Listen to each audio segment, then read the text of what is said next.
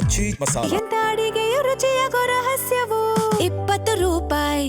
ಕೆಪಿಎಸ್ಸಿಯಲ್ಲಿ ಕಾಸಿದ್ರೆ ಸಾಕು ಹುದ್ದೆಯನ್ನ ಸೇಲ್ ಮಾಡೋದಕ್ಕೆ ದಲ್ಲಾಳಿಗಳ ಮುಖಾಂತರ ಕೆಲವರು ಪ್ರಯತ್ನ ಪಡ್ತಿದ್ದಾರೆ ಅನ್ನೋ ಕುರಿತಂತೆ ವಿಸ್ತೃತ ವರದಿಯನ್ನು ನಾವು ಪ್ರಸಾರ ಮಾಡಿದ್ವಿ.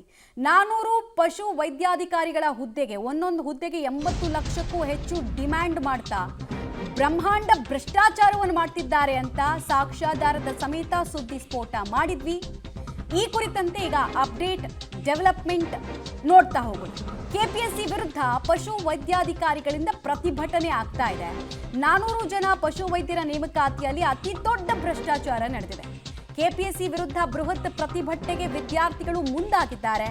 ಅಂತಿಮ ಪಟ್ಟಿಗೆ ಈಗಾಗಲೇ ತಾತ್ಕಾಲಿಕ ತಡೆ ಹಿಡಿದಿರುವಂತಹ ಕೆಪಿಎಸ್ಸಿ ಭ್ರಷ್ಟಾಚಾರ ಪತ್ತೆಗಾಗಿ ಆಂತರಿಕ ತನಿಖಾ ಉಪ ಸಮಿತಿಯನ್ನ ರಚನೆ ಮಾಡಲಾಗಿದೆ. ಬಟ್ ಇಷ್ಟು ಸಾಕಾಗಲ್ಲ. ಇದು ಪ್ರತಿ ವರ್ಷದ ಗೋಳು. ಈ ಗೋಳು ಸುಧಾರಿಸೋದೇ ಇಲ್ಲ.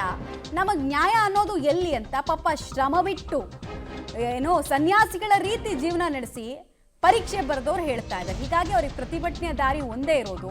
ದೊಡ್ಡ ಮಟ್ಟಿಗಿನ ಪ್ರತಿಭಟನೆಗೆ ಕರೆ ಕೊಡ್ತಾ ಇದ್ದಾರೆ ಉದ್ಯೋಗ ಆಕಾಂಕ್ಷಿಗಳು.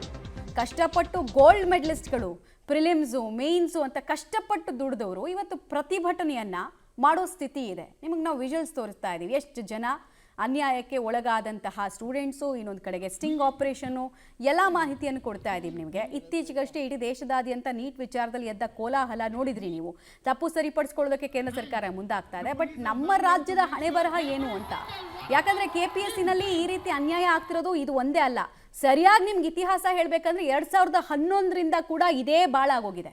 ಸಾಂವಿಧಾನಿಕ ಸಂಸ್ಥೆ ಅಂತಾರೆ, ಅಲ್ಲಿ ನೋಡಿದ್ರೆ ಆಗಬಾರದ ಹಗರಣಗಳಾಗುತ್ತೆ. ಒಂದ್ಸಲ KS ಎಕ್ಸಾಮ್ನಲ್ಲಿ ಆಗುತ್ತೆ, ಒಂದ್ಸಲ ST, FTA, PSI ಲಿಸ್ಟ್ ಬೆಳೀತಾ ಹೋಗುತ್ತೆ. ಬಟ್ ಪರಿಸ್ಥಿತಿ ಚೇಂಜ್ ಆಗ್ತಾ ಇಲ್ಲ. ಕೊಳಕ್ಕೆದ್ದು ಗಬ್ಬೆದ್ದು ನಾರ್ತಾ ಇದೆ ಸಿಸ್ಟಮ್.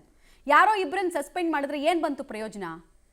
ಯಾರು ಅಕ್ರಮದಲ್ಲಿ ಭಾಗಿಯಾಗಿದ್ದಾರೆ ಅವ್ರಿಗೆ ಜೀವಾವಧಿ ಶಿಕ್ಷೆಯನ್ನು ಕೊಡಿಸ್ಬೇಕು ಅಂತ ಪಾಪ ಪ್ರಾಮಾಣಿಕ ವಿದ್ಯಾರ್ಥಿಗಳು ಕೇಳ್ತಾ ಇದ್ದಾರೆ. ತಪ್ಪಿಲ್ಲ ಅದರಲ್ಲಿ. ಇದು ಒಂದೇ ಅಲ್ಲ, ನಿಮಗೆ ಎಕ್ಸಾಮ್ ನಡೆಸೋದಕ್ಕಾಗಲ್ಲ ಅಂದರೆ ನೀವು ಇದನ್ನು UPSC ಅಂಡರಲ್ಲಿ ತಂದುಬಿಡಿ, ಪರವಾಗಿಲ್ಲ. ಯಾಕಂದರೆ ಅಲ್ಲಿ ಏನು ಪ್ರಾಬ್ಲಮೇ ಆಗಲ್ಲ. ಪ್ರತಿ ಸಲ ಪ್ರಿಲಿಮ್ಸು, ಮೇನ್ಸು, ಇಂಟರ್ವ್ಯೂ ಎಷ್ಟು ನೀಟಾಗಿ ನಡೆಸ್ಕೊಂಡು ಹೋಗ್ತಾರೆ ಕೇಂದ್ರದವರು UPSCನಲ್ಲಿ. ಅದನ್ನೇ ಇಲ್ಲಿ ಯಾಕೆ ಇಂಪ್ಲಿಮೆಂಟ್ ಮಾಡೋದಕ್ಕಾಗಲ್ಲ ಅನ್ನೋದು ಪ್ರಶ್ನೆ. ಮತ್ತು ಸರ್ಕಾರಿ ಹುದ್ದೆಗಳನ್ನು ಹಿಂಗೆ ನೀವು ಒಳಗೊಳಗೆ ಮಾರ್ಕೊಳ್ಳೋದ್ರ ಬದಲು ಹರಾಜಿಗೆ ಇಟ್ಬಿಡಿ, ಪರವಾಗಿಲ್ಲ ಅಂತ ಕೂಡ ಬೇಸತ್ತು ಹೋಗಿದ್ದಾರೆ ವಿದ್ಯಾರ್ಥಿಗಳು. ಬೇಸರದ ನುಡಿಗಳಿವು. ಡೀಟೇಲ್ಸ್ ಕೊಡ್ತಾರೆ ಪ್ರಕಾಶ್.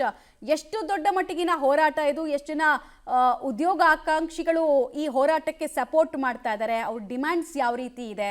ಆಮೇಲೆ ಸರ್ಕಾರ ಕೂಡ ಇದರಲ್ಲಿ ಓಕೆ ಫೈನ್, ಮತ್ತೆ ಕನೆಕ್ಟ್ ಮಾಡ್ತೀವಿ. ಸದ್ಯಕ್ಕೆ ನಾವು ಡೀಟೇಲ್ಸನ್ನು ಕೊಡ್ತಾ ಇದ್ದೀವಿ ನಿಮ್ಗೆ ಏನೇನು ಪ್ರಾಬ್ಲಮ್ ಆಗಿದೆ ಅಂತ ಹೇಳಿ. ಉದ್ಯೋಗ ಆಕಾಂಕ್ಷಿಗಳ ಡಿಮ್ಯಾಂಡ್ ಕೇಳಿಸ್ಕೊಳ್ಳೋಣ ನಾವು. ಆಮೇಲೆ ಇದರಲ್ಲೂ ನೆಪೋಟಿಸಮ್ ಅಂತೆ. ಅವ್ರ ಹತ್ರ ನೀವು ಮಾತಾಡಿಸಿ ನೋಡಬೇಕು. ಒಬ್ಬೊಬ್ಬರು ಬಿಚ್ಚಿಡೋ ಮಾಹಿತಿಗಳಿದೆಯಲ್ಲ. ಯಾರೋ ಅಕಾಡೆಮಿಕ್ಸಲ್ಲಿ 0 ಇದ್ದವನು KPSC ಎಕ್ಸಾಮ್ನಲ್ಲಿ ಟಾಪರು. ಹೆಂಗಿದು ಸಾಧ್ಯ ಅಂತ ಕೇಳ್ತಾರೆ. ಖಾಲಿ OMR ಶೀಟ್ಗಳನ್ನು ಯಾವುದೋ ರೆಸಾರ್ಟ್ನಲ್ಲಿ ಫಿಲ್ ಮಾಡಿಸಿದ್ರಂತೆ. ಅನೇಕ ಚರ್ಚೆಗಳಾಗ್ತಾ ಇದೆ. ಆಮೇಲೆ ಇದು ಫಸ್ಟ್ ಕೇಸ್ ಆಗಿರೋದು ಎಲ್ಲಿ? ವಿಧಾನಸೌಧದಲ್ಲಿ ಕಂಪ್ಲೇಂಟ್ ಆಗಿದೆ. ಬಟ್ ವಿಧಾನಸೌಧ ಪೊಲೀಸರಿಗೆ ಅವ್ರದ್ದೇ ಆದಂತಹ ತಲೆನೋವಿದೆ. ಭದ್ರತೆ ಕೊಡಬೇಕು, VIP ಮೂವ್ಮೆಂಟ್ ಇರುತ್ತೆ. ಸರಿಯಾದ ತನಿಖೆ ಮಾಡೋಕ್ಕಾಗುತ್ತಾ? ಇಲ್ಲ. ಡೆಡಿಕೇಟೆಡ್ ಟೀಮ್ ಕೈಗೆ ಇದನ್ನು ಕೊಡಬೇಕಾಗಿತ್ತು. ಸುಮ್ಮನೆ ನಾವು ಓಕೆ ಡೀಟೇಲ್ಸ್ ಕೊಡೋದಕ್ಕೆ ಜಾಯ್ನ್ ಆಗ್ತಿದ್ದಾರೆ. ಪ್ರಕಾಶ್, ಹೋರಾಟದ ಸ್ವರೂಪದ ಬಗ್ಗೆ ಮಾಹಿತಿ ಕೊಡಿ. ಇವತ್ತು ಕೂಡ ವಿದ್ಯಾರ್ಥಿ ಸಂಘಟನೆಗಳು ಬೆಂಗಳೂರಲ್ಲಿ ದೊಡ್ಡ ಮಟ್ಟದಲ್ಲಿ ಪ್ರತಿಭಟನೆಯನ್ನ ಮಾಡೋದಕ್ಕೆ ಪ್ಲಾನ್ಗಳನ್ನು ಮಾಡ್ಕೊಂಡಿದ್ದಾರೆ. ಆದರೆ ನಿರ್ದಿಷ್ಟ ಜಾಗ ಎಲ್ಲಿ ಅನ್ನುವಂಥದ್ದನ್ನು ಇನ್ನೂ ಕೂಡ ಬಹಿರಂಗಪಡಿಸಿಲ್ಲ. ಅಂದರೆ ರಾಜ್ಯದಲ್ಲಿ ಪದೇ KPSCಯ ವಿವಿಧ ಪರೀಕ್ಷೆಗಳಲ್ಲಿ ಈ ರೀತಿ ಅಕ್ರಮಗಳು, ಅನ್ಯಾಯಗಳು ಆಗ್ತಾನೆ ಇದ್ದಾವೆ. ಇದರ ಬಗ್ಗೆ ಧ್ವನಿಯನ್ನು ಎತ್ತಿದ್ರೂ ಕೂಡ ಅದಕ್ಕೆ ಸರ್ಕಾರಗಳು ಸ್ಪಂದಿಸ್ತಾ ಇರಲಿಲ್ಲ. ಆದರೆ ನೀಟ್ ಹಗರಣದ ಬಗ್ಗೆ ಏನು ದೇಶವ್ಯಾಪಿ ದೊಡ್ಡ ಮಟ್ಟದಲ್ಲಿ ಹೋರಾಟಗಳಾದವು, ಸೊ ಅದರಂತೆಯೇ ಕರ್ನಾಟಕದಲ್ಲಿ ಕೂಡ ದೊಡ್ಡ ಮಟ್ಟದಲ್ಲಿ ಹೋರಾಟವನ್ನು ತೆಗೆದುಕೊಂಡು ಹೋಗಬೇಕು ಅನ್ನುವಂಥದ್ದನ್ನು ಈಗ ವಿದ್ಯಾರ್ಥಿ ಸಂಘಟನೆಗಳು ಮತ್ತು ಆಯಾ ಪರೀಕ್ಷಾರ್ಥಿಗಳು ಕೂಡ ಒಂದು ನಿರ್ಧಾರವನ್ನು ಕೂಡ ಮಾಡಲಾಗಿದೆ. ಸೊ ಹಾಗಾಗಿ ಇವತ್ತು ABVP ಮತ್ತು ಒಂದಿಷ್ಟು ವಿದ್ಯಾರ್ಥಿ ಸಂಘಟನೆಗಳು ಕೂಡ ಬೆಂಗಳೂರಲ್ಲಿ ಪ್ರತಿಭಟನೆಯನ್ನು ಮಾಡೋದಕ್ಕೆ ನಿರ್ಧಾರವನ್ನು ಕೂಡ ಮಾಡಲಾಗಿದೆ. ಪೊಲೀಸರು ಕೂಡ ಯಾವ್ಯಾವ ಸ್ಥಳಗಳಲ್ಲಿ ಪ್ರತಿಭಟನೆ ಪ್ರತಿಭಟನೆಯನ್ನ ಮಾಡ್ತಾರೆ ಅನ್ನುವಂಥದ್ರ ಬಗ್ಗೆ ಮಾಹಿತಿಯನ್ನ ಕಲೆ ಹಾಕ್ತಾ ಇದ್ದಾರೆ. ಆದರೆ ಈವರೆಗೂ ಕೂಡ ಅವ್ರಿಗೆ ಗೊತ್ತಾಗಿಲ್ಲ.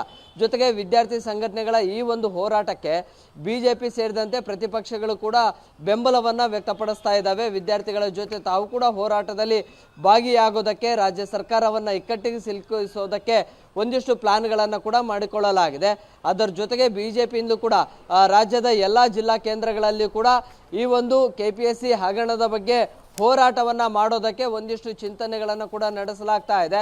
ಇನ್ನು ವಿದ್ಯಾರ್ಥಿ ಸಂಘಟನೆಗಳು ಕೂಡ ಅಷ್ಟೇ ಎಲ್ಲ ಅಂದ್ರೆ ರಾಜ್ಯದ ಎಲ್ಲ ಜಿಲ್ಲಾಧಿಕಾರಿಗಳ ಕಚೇರಿಗಳ ಮುಂದೆ ಕೂಡ ಪ್ರತಿಭಟನೆಯನ್ನ ಮಾಡಬೇಕು. ಈ ಮೂಲಕವಾಗಿ ರಾಜ್ಯ ಸರ್ಕಾರದ ಈ ಒಂದು KPSC ಹಗರಣ ಏನಿದೆ ಇದರ ಬಗ್ಗೆ ದೊಡ್ಡ ಮಟ್ಟದಲ್ಲಿ ಹೋರಾಟಕ್ಕೆ ಸಜ್ಜಾಗಬೇಕು ಅನ್ನುವಂಥ ನಿಟ್ಟಿನಲ್ಲಿ ಒಂದಿಷ್ಟು ಪ್ಲಾನಿಂಗ್ಸ್ಗಳು ಕೂಡ ಆಗ್ತಾ ಇದೆ. ಮಮತಾ, ಧನ್ಯವಾದ ತಮ್ಮೆಲ್ಲ ಮಾಹಿತಿಗಾಗಿ. ಅನ್ಯಾಯಕ್ಕೆ ಒಳಗಾದಂತಹ ವಿದ್ಯಾರ್ಥಿಗಳು ಪಾಪ ಅವ್ರ ಹತ್ರ ಇರುವಂತಹ ಒಂದೇ ಒಂದು ದಾರಿ ಪ್ರತಿಭಟನೆ. ಇನ್ನೇನು ಮಾಡೋದಕ್ಕೆ ಸಾಧ್ಯ ಇದೆ?